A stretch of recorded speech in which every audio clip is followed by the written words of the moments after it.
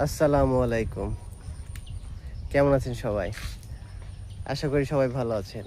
এই যে আবারও চলে আসছি একটি অনেক সুন্দর জায়গায়। এই যে এখানে অসংখ্য নৌকা রাখা আছে।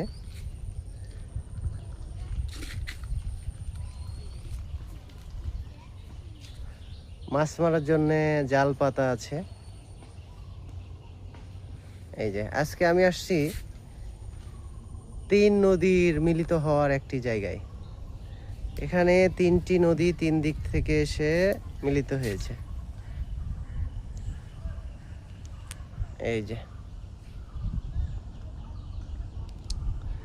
ছোট ছোট বাচ্চারা বড়শি নিয়ে মাছ ধরার জন্যে বসে আছে। আসলে এটা আনন্দ। শৈশবে আমরাও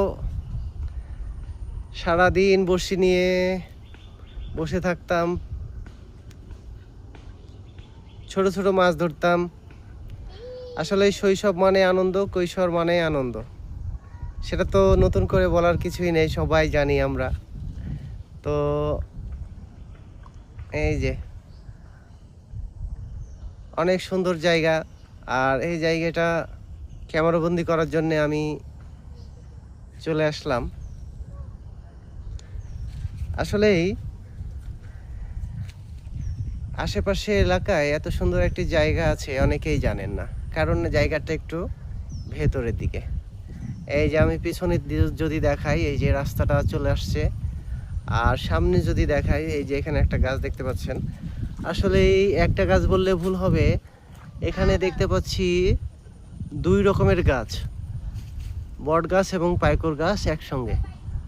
আসলে আমরা গাছের গোড়ায় যাওয়ার চেষ্টা করি। গাছের গোড়ার দিকে গেলে আমরা দেখতে পাচ্ছি এখানে একসঙ্গে 1টি 2টি 3টি গাছ।